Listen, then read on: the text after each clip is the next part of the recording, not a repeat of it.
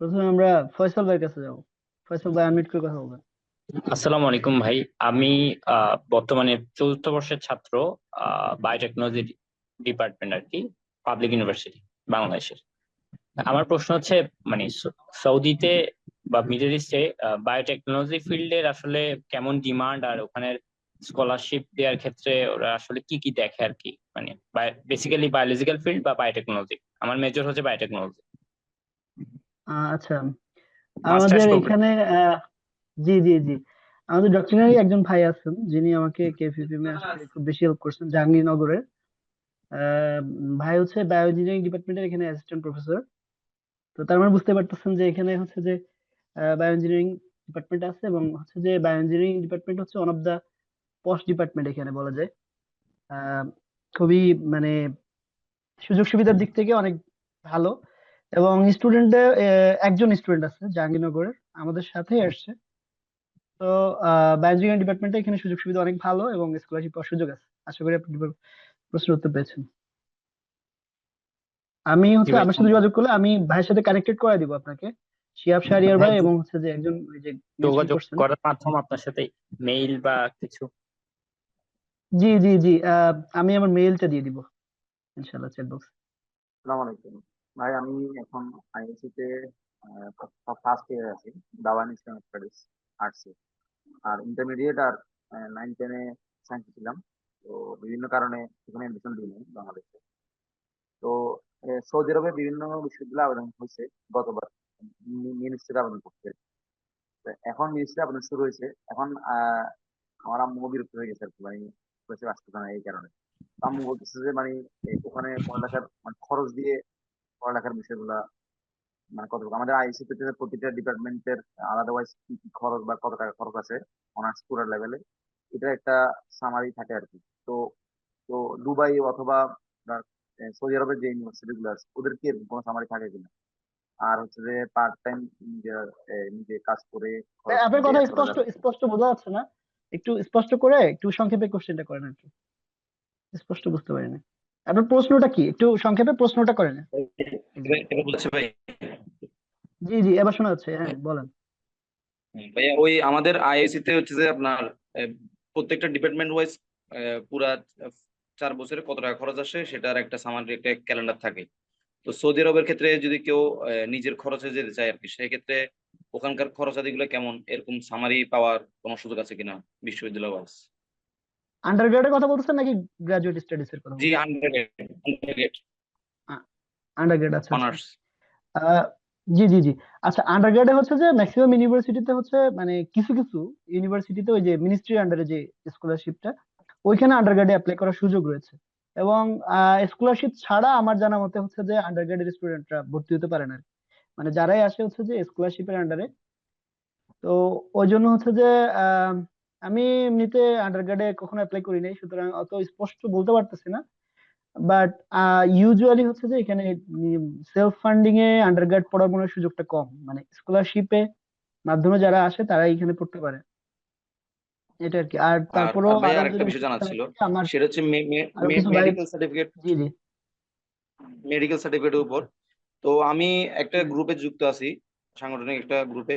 ওখানে জিজ্ঞেস করছিলাম মেডিকেল সার্টিফিকেট বিষয়টা আর কি। তো সৌদি আরবে যাওয়ার ক্ষেত্রে হচ্ছে মেডিকেল সার্টিফিকেট প্রয়োজন হয়, গামকা একটা সার্টিফিকেট, ওটা বেশি অ্যাচিভমেন্ট।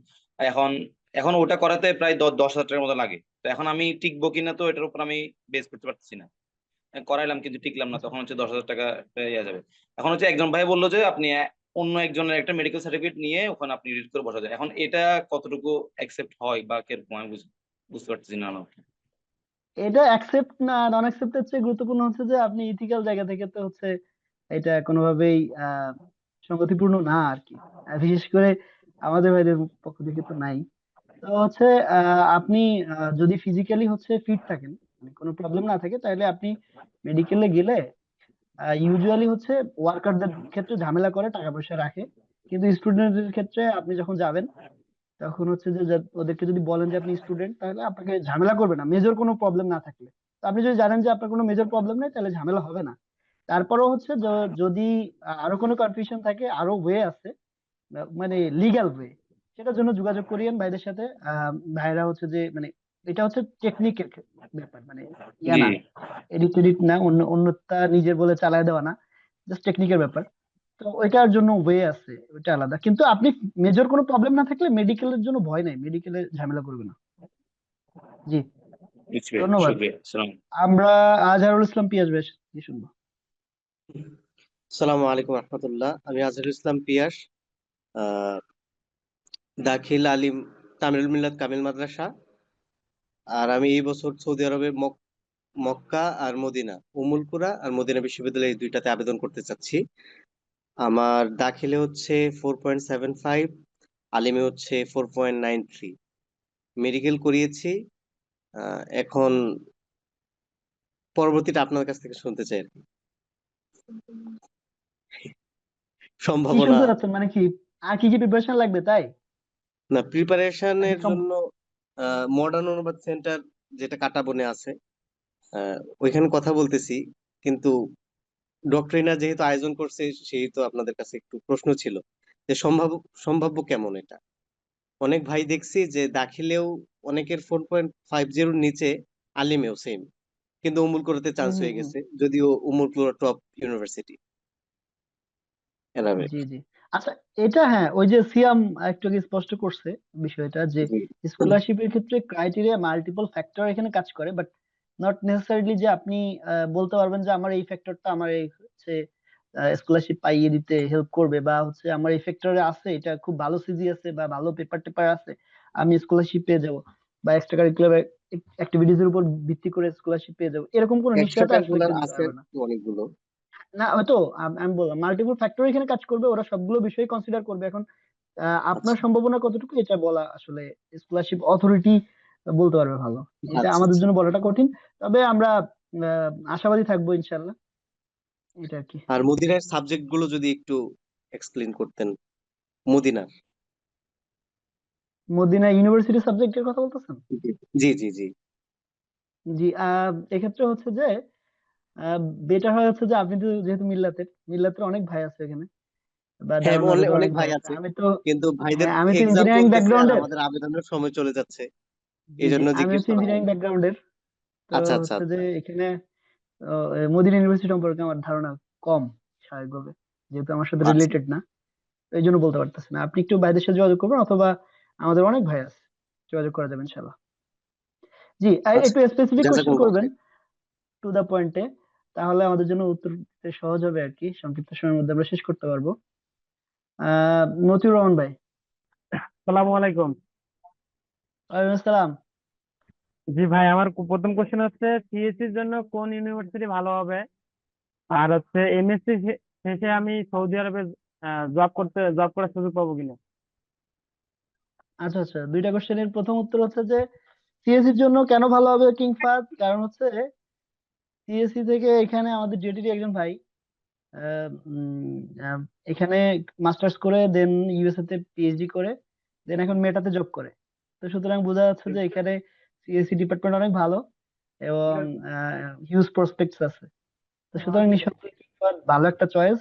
তাছাড়া কাউস্ট আছে, এখানে কাউস্ট অনেক নাম করা র্যাঙ্কিং ইউনিভার্সিটি, বাট কাউস্টে স্কলারশিপ অফার রেশিও, মানে বাংলাদেশিদের সংখ্যা খুবই কম।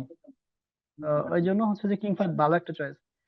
সেকেন্ড প্রশ্ন কি ছিল, ভুলে গেলাম। সেকেন্ড কোশ্চেন ভাই, এমএসসি শেষে আর কি চাকরির বিষয়টা আর কি, ওখানে চাকরি আচ্ছা করতে হ্যাঁ, পারবো কিনা। চাকরির মিডল ইস্টের একটা ব্যাপার হচ্ছে, বিশেষ করে সৌদির ক্ষেত্রে আহ, সৌদি দের একটা কমন ট্রেন্ড হচ্ছে যে সৌদিদের প্রাধান্য দেওয়া, মানে নন সৌদিদেরকে হচ্ছে প্রাধান্য দেয় না সাধারণত। তো সিএসি বা বেশ ভালো কিছু জব আছে এখানে, ভালো ভালো যেহেতু এখানে ইন্ডাস্ট্রি অভাব নাই, এবং পেট্রোলিয়ামের অনেক বড় ইন্ডাস্ট্রি রয়েছে। তো নির্দিষ্ট কিছু ক্ষেত্রের জন্য নির্দিষ্ট কিছু জব, ভালো ভালো জব আছে। তো সেক্ষেত্রে একেবারে যে অফার নাই এমনটা না, বাট এটা লিমিটেড।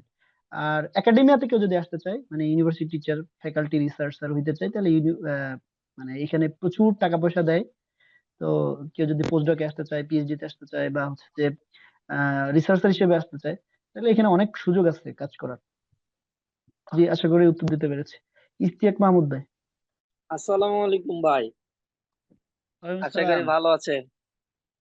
জি জি, আলহামদুলিল্লাহ ভালো আছি। ভাই আমার কোশ্চেন হচ্ছে যে আমি ডুয়েট সিভিল ইঞ্জিনিয়ারিং এ 1-2 তে আছি। এখন সৌদি আরবে যে যাব মানে এমএসসি প্রোগ্রামে, এখন আমি কি কি করতে হবে এখন থেকে একটু যদি বলতেন। আর আমার সিভিল ডিপার্টমেন্টে কোনো সুযোগ সুবিধা কি কি আছে সব যদি একটু বলতেন। আচ্ছা, এখানে সিভিল ডিপার্টমেন্ট আছে, সিভিল না শুধু, সিভিলের সাথে কনস্ট্রাকশন আছে। সিভিল আমাদের সাথে ডুয়েটের একজন ভাই এখানে একজন আসছে, সিভিলের একজন টিচারও আসছে। তো সিভিলের এখানে ভালো প্রসপেক্ট আছে। আম, তো আসার জন্য প্রস্তুতি বলতে এই যে রিকোয়ারমেন্টস গুলো ফিল আপ করতে হবে। মানে আলটিমেটলি তো হচ্ছে অ্যাপ্লিকেশনের সময় আপনার মিউট করবেন যাদের থেকে নয়েজ আসতেছে, তার থেকে নয়েজ আসছে। আচ্ছা, তো হচ্ছে প্রিপারেশন এগুলাই, মানে রিকোয়ারমেন্টস ফিল আপ করতে হবে এটা।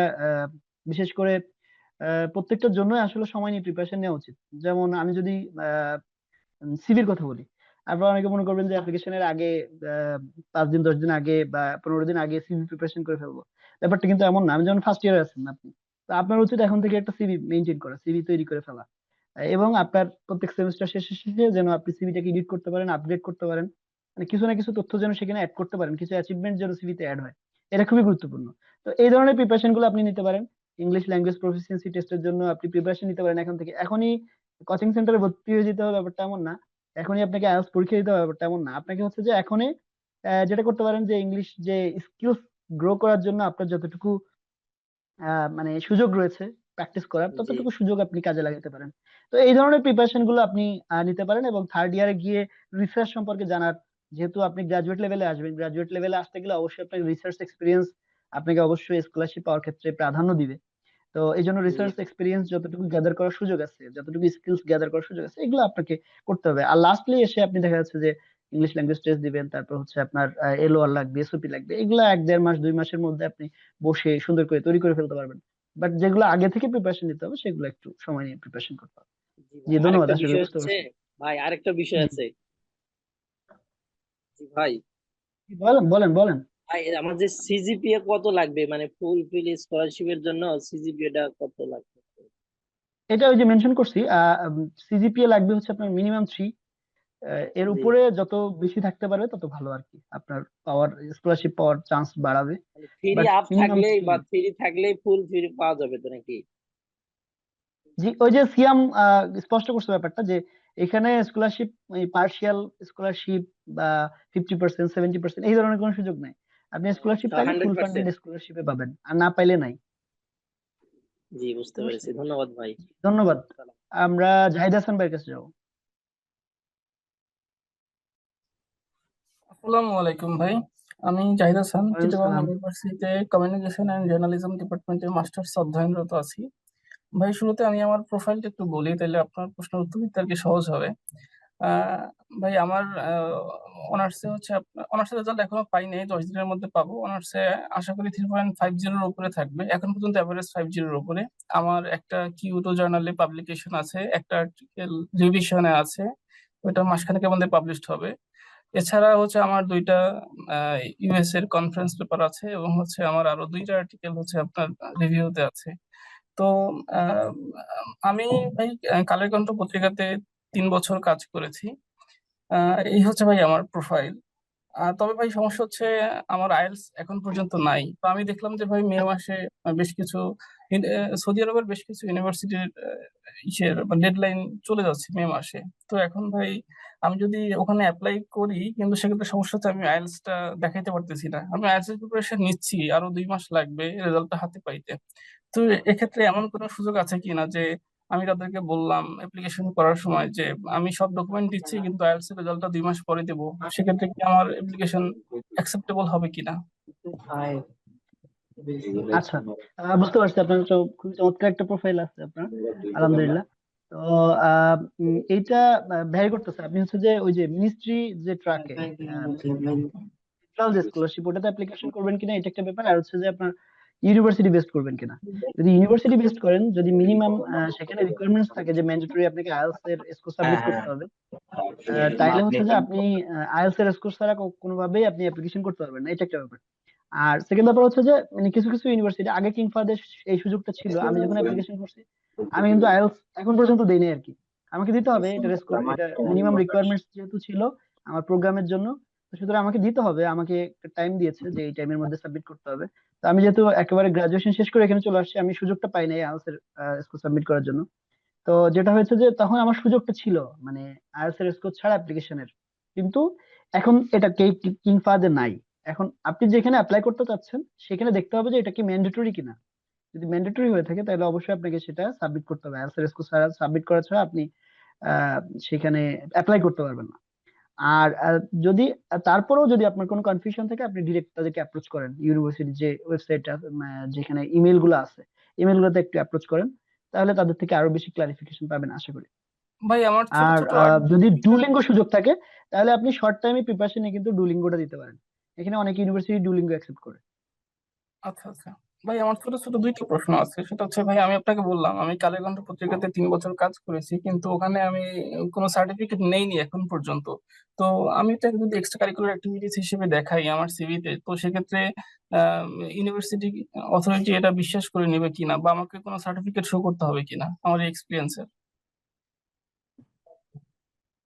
আচ্ছা, হ্যাঁ এটা সিয়ামও বলছে যে এক্সট্রা কারিকুলার, মানে আমরা যেভাবে গুরুত্ব দিই সার্টিফিকেটকে, সার্টিফিকেট আসলে এখানে বিষয় না, বিষয়টা হচ্ছে আপনি কাজ করছেন কিনা, আপনার স্কিলসটা আছে কিনা। তো ওইটা আপনার যদি থাকে তাহলে আপনি কি সেটা পোর্ট্রেট করলে আপনারে হচ্ছে তার ভিত্তিতে ওরা হচ্ছে আপনার ইভালুয়েট করবে। আপনার ওই সার্টিফিকেট দেখতে চাইবে না বা কোনো প্রুফ তারা দেখতে চাইবে না। আপনি এক্সট্রা কারিকুলার অ্যাক্টিভিটি যা যা মেনশন করবেন তারা ধরেই নিবে যে আপনার এই অভিজ্ঞতা আছে, আপনি এই জায়গায় পোটেনশিয়াল, আপনার পোটেনশিয়াল আছে, তার ভিত্তিতে আপনাকে ইভালুয়েট করবে। তো সুতরাং এটা সার্টিফিকেট নিয়ে টেনশনের কিছু নাই। আচ্ছা আচ্ছা, শুক্রিয়া ভাই। ভাই আরেকটা বিষয় হচ্ছে যে সার্টিফিকেট যেগুলো আছে আর কি, এগুলো কি মিনিস্ট্রি থেকে সত্যায়িত করে এরপরে জমা দিতে হবে অ্যাপ্লিকেশন করার সময়? ভ্যারি করতেছে যে হচ্ছে আপনি কোন মানে ট্র্যাকে অ্যাপ্লাই করতেছেন। আপনি ওই যে যে মিনিস্ট্রির যে ট্র্যাকটা, ওইখানে অ্যাপ্লিকেশনের ক্ষেত্রে সম্ভবত সবকিছু প্রিপেয়ার করে আপনাকে অ্যাপ্লিকেশন করতে হবে। বাট কিং ফাদার ক্ষেত্রে হচ্ছে আপনার অ্যাপ্লিকেশন করতে জাস্ট আপনার যে যে ইনফর্মাল যে ডকুমেন্টস গুলো আছে ইউনিভার্সিটি থেকে যেগুলো পান ওইগুলো স্ক্যান করে অ্যাপ্লিকেশন করা যায়। কিন্তু এই যে ইউনিভার্সিটি মানে সেন্ট্রাল যেটা, এটার ক্ষেত্রে আমি যতদূর জানি যে আপনাকে সবকিছু রেডি করে দেন অ্যাপ্লিকেশন করতে হবে।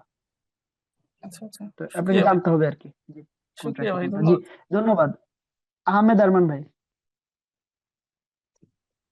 ভাই ওভারঅলি এবার হচ্ছে কি আমি ওভারঅল সব মিল্লাত থেকে বলছিলাম, আগে পরিচয়টা দিয়ে নিই, তামিম মিল্লাত যাত্রাবাড়ি শাখা থেকে। আর হচ্ছে কি ভাই আমি আন্ডার গ্রাজুয়েটে গ্রাজুয়েশনে ইয়ে করতে চাচ্ছি, অ্যাপ্লাই করতে। ওভারঅল সব কমপ্লিট, এখন জাস্ট হচ্ছে কি ভাই মেডিকেল সার্টিফিকেটটা আটকে গেছি আর কি। এটা প্রসেসিং কিভাবে কি আর কি, এটা একটু যদি কাইন্ডলি এক্সপ্লেইন করতেন আর কি ভাই। মেডিকেলটা আহ তো এক্সপ্লেইন করলাম, সেটা হচ্ছে যে স্বাভাবিক প্রক্রিয়া, আপনি মেজর কোনো প্রবলেম না থাকলে ডিরেক্ট যাবেন, স্লিপ কেটে অ্যাপ্লিকেশন করবেন, দেন স্যাম্পল দিবেন, আপনার সার্টিফিকেট দিয়ে দিবে 1 সপ্তাহের মধ্যে। তো এটা খুবই সিম্পল। ভাই অনেক এটা ক্ষেত্রে আমি ঝামেলা পড়ে অনেক। কি বললেন, হ্যাঁ আমি এখানে কাছেই মুগ্ধা মেডিকেলে গিয়েছিলাম, ওখানে বললো ফিট সার্টিফিকেট, যেটা এটাই কি তাহলে মেডিকেল সার্টিফিকেট নাকি?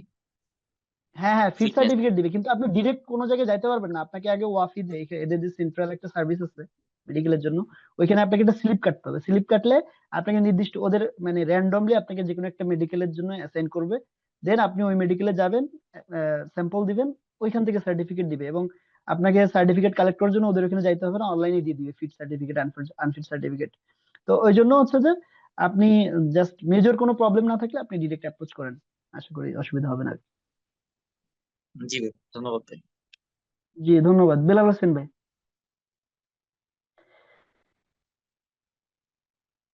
জি, আসসালামু আলাইকুম ভাই। আমি বলতেছিলাম আর একটা ভাই হয়তো চ্যাট বক্সে লিখছে, উনি প্রশ্ন মিউট আনমিউট করতে পারতেছিল না। আমারও সেম কোশ্চেন। আমি আসলে সোশ্যাল সায়েন্স ব্যাকগ্রাউন্ডের, আমার সোশ্যাল ওয়ার্ক।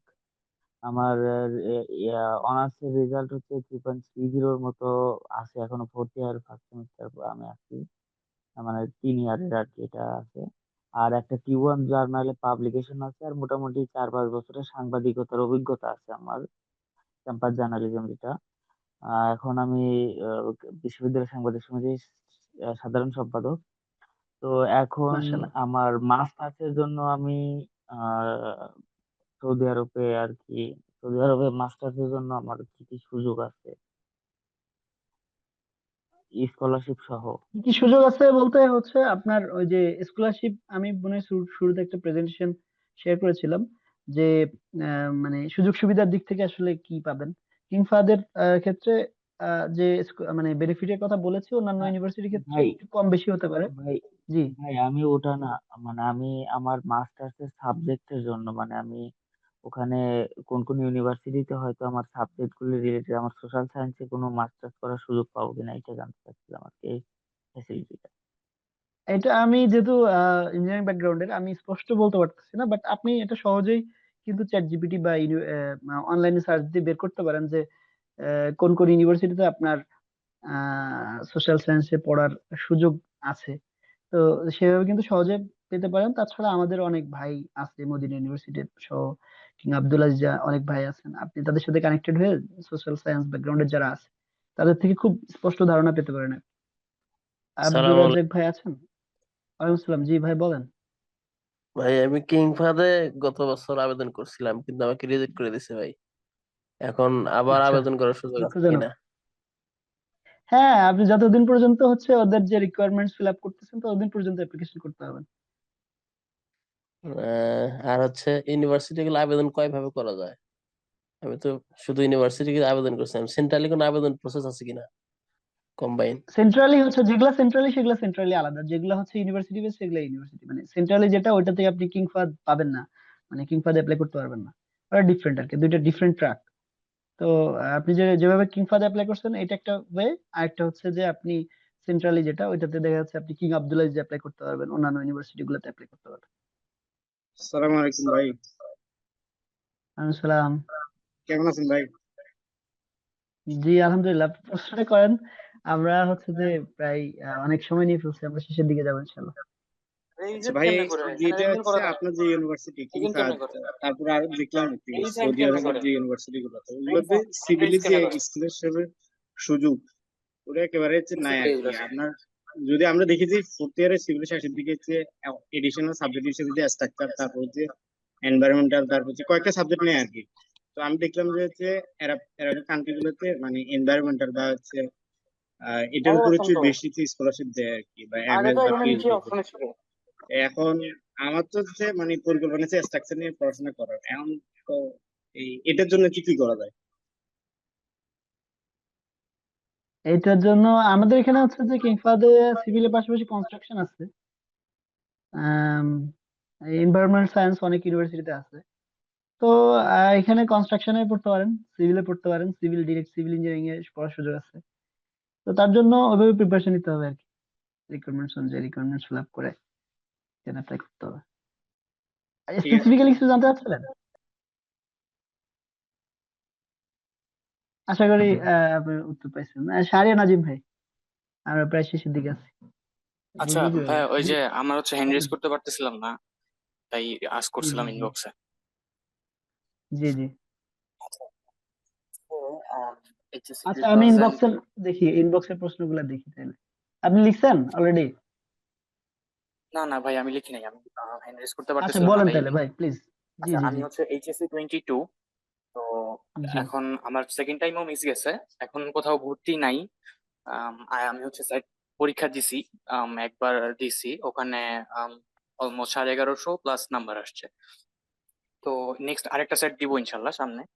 তো চেষ্টা করতেছি টার্কির দিকে অ্যাপ্লিকেশন করব, পাশাপাশি হচ্ছে আইএলটিএস দিয়ে কোরিয়ার দিকেও চিন্তা ভাবনা আছে, বাট মেইনলি টার্কি টার্গেট করছে আর কি। তো ওখানের জন্য স্যাটার স্কোরটা একটু হাই। নেক্সট সেটে ইনশাল্লাহ ট্রাই করবো, যেটা এই সামনের মাসে জুন মাসের 7 তারিখ যেটা হবে। তো আমি হচ্ছে একটু কনফিউজ যে আসলে আমি কি ঠিক মতো জিনিসগুলা করতে পারছি কিনা, বা আমার কি আর কোনো জায়গায় ফোকাস করা উচিত, কিংবা প্ল্যানটাকে আর একটু চেঞ্জ করা উচিত কিনা। জি, এই ক্ষেত্রে ওই যে আন্ডার গ্রাডের ক্ষেত্রে যে আপনি যে বিষয়টা বললেন, আম, আপনি সম্ভবত সিএম এর নাম্বারটা এখানে শেয়ার করা হয়েছে। আমার মনে হয় পার্সোনালি সিএম এর সাথে কথা বললে আপনাকে বেটার গাইড করতে পারবে।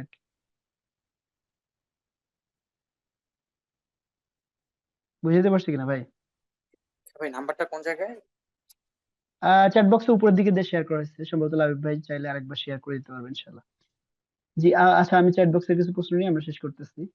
আম, ভাইয়া বাংলাদেশ থেকে ডিপ্লোমা ইঞ্জিনিয়ারিং শেষ করার পর সৌদি আরবে আন্ডারগ্রেড করা যাবে, সেক্ষেত্রে স্কলারশিপ পাওয়ার সুযোগ আছে কিনা? আচ্ছা, এখানে সৌদি আরবে যারা আন্ডারগ্রেড আসতে চান তাদের ক্ষেত্রে একটু চ্যালেঞ্জের কথা বলি। চ্যালেঞ্জের কথা হচ্ছে যে এখানে ওই যে মিনিস্ট্রি যে স্কলারশিপ যেটা, সেটা হচ্ছে যে আপনার আহ প্রসেস করতে অনেক সময় নেয় আর কি। এটা অনেকে একজন দুঃখ প্রকাশ করছে চ্যাট বক্সে, দেখলাম। এটা বাস্তবতা যে এখানে হচ্ছে যে আপনি যখন অ্যাপ্লাই করবেন অনেক ক্ষেত্রে 1.5 বছর 2 বছর সময় লেগে যায় ভিসা প্রসেস করতে। যেখানে কিং ফাহাদ বা অন্যান্য ইউনিভার্সিটি যেটা স্কলারশিপ দেয়, এদের ভিসা প্রসেস করতে খুবই কম সময় লাগে। আপনার 3 মাস 4 মাসের মধ্যে ভিসা প্রসেস করে দেয়। তো সুতরাং হচ্ছে যে ইউনিভার্সিটিটাকে অ্যাপ্লাই করার জন্য এনকারেজ করবো। আর যারা আন্ডারগ্রেডে অ্যাপ্লাই করতে চান একান্ত, তারা হচ্ছে যে আপনাকে এইটা কিন্তু মেনে নিতে হবে কি যে এখানে অনেক সময় লেংদি প্রসেস। হ্যাঁ, আপনারা অ্যাপ্লাই করতে পারবেন আর কি, সবাই মানে আন্ডারগ্রেডে অ্যাপ্লাই করতে পারবেন। সেক্ষেত্রে মিনিমাম রিকোয়ারমেন্টস গুলো ফিল আপ করতে হবে আর কি। আচ্ছা, ডুলিঙ্গো সম্পর্কে একজন ভাই জানতে চাইছেন। ডুলিঙ্গো টেস্ট হচ্ছে আমরা বলতে পারি যে মিনি আইএলস। যে আপনার আইএলস এর যে আহ, যে সিস্টেম গুলা, যে মডিউল গুলা অনেকটাই সেম, বাট পার্থক্যটা হচ্ছে যে আপনার এখানে কোনো ফিজিক্যাল কোনো এক্সাম দিতে হচ্ছে না, কোথাও যেতে হচ্ছে না। আপনি ভার্চুয়ালি অনলাইনে রুমে বসে আপনি হচ্ছে ডুলিঙ্গো টেস্ট দিতে পারবেন। এবং ডুলিঙ্গোর ক্ষেত্রে আরেকটা বড় সুবিধা হচ্ছে যে ডুলিঙ্গো আপনি ওদের ওয়েবসাইটে গিয়ে প্র্যাকটিস করতে পারবেন, আপনি নিজেকে টেস্ট করতে পারবেন, ইভ্যালুয়েট করতে পারবেন পরীক্ষা দেওয়ার আগে। তো সুতরাং হচ্ছে যে আপনি নিজে বাসায় বসে নিজেকে প্র্যাকটিস করতে মানে প্রস্তুত করতে পারবেন, এবং এট দ্য সেম টাইম বাসায় বসেই ডুলিঙ্গো ফাইনাল এক্সাম দিতে পারবেন, যার জন্য কষ্ট অনেক কম। মানে আইএলটিএস এর তুলনায় বলা যায় 1/3, 7,000 টাকার মতো খরচ হয় আর কি। তো এটা হচ্ছে ডুলিঙ্গো মানে আর আইএলটিএস এর মধ্যে পার্থক্য। আইএলটিএস এর জন্য দেখা যাচ্ছে আপনাকে অনেক বড় প্রিপারেশন নিতে হচ্ছে, অনেক মানে বিস্তারিত কোচিং করতে হচ্ছে, বা অনেক বেশি প্রেশার নিতে যেতে যেতে হচ্ছে।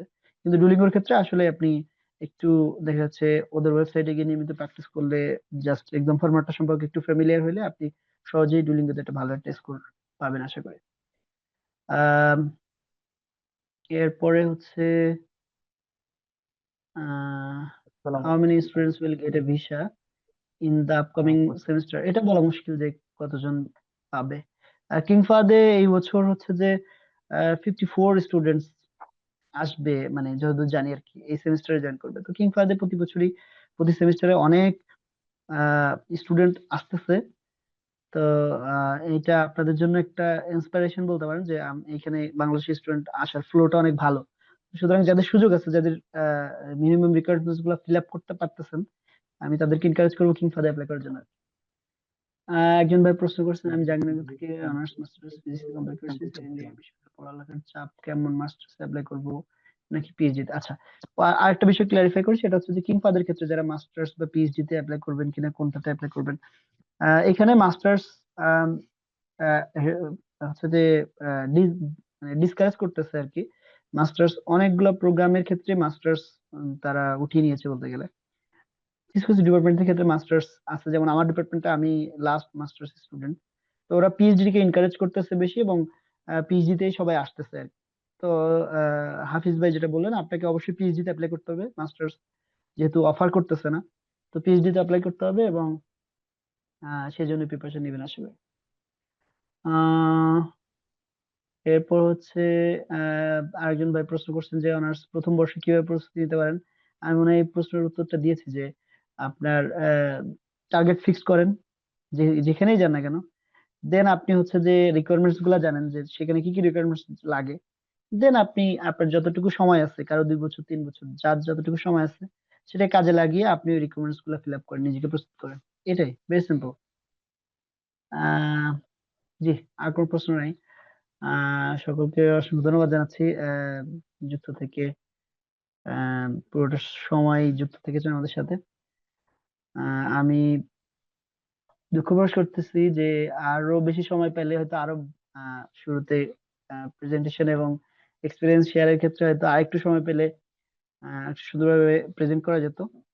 তো সময় সংক্ষেপের কারণে আমরা মানে চেয়েছি যে একটু সংক্ষেপে প্রোগ্রামটা যেন কারোর জন্য বিরক্তির কারণ না হয়, এই জন্য সংক্ষেপে শেষ করার জন্য। আচ্ছা আচ্ছা, আরো 2 একজন প্রশ্ন করতেছেন।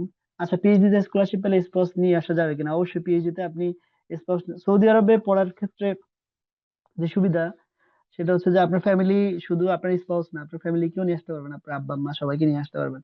এরা হচ্ছে আপনার ভিসা এরাই প্রসেস করে দিবে। স্পাউসের ক্ষেত্রে হচ্ছে রেসিডেন্ট পারমিট দিবে। আর ফ্যামিলি অন্যান্য মেম্বারদের ক্ষেত্রে ভিজিট বিষয়ে তারা আসতে পারবে, এসে দেখে 3 মাস 4 মাস 9 মাস 9 মাস পর্যন্ত থাকতে পারবে আর কি। তো সুতরাং এই সুযোগ আছে। এবং পিএইচডিতে এখানে যারা আসে তারা ম্যাক্সিমাম ফ্যামিলি নিয়ে আসে, ফ্যামিলি নিয়ে বাইরে থাকে, এবং এখানে যে টাকা পয়সা দেয় তা দিয়ে ফ্যামিলি খুব ভালোভাবে এখানে চলতে পারে আর কি।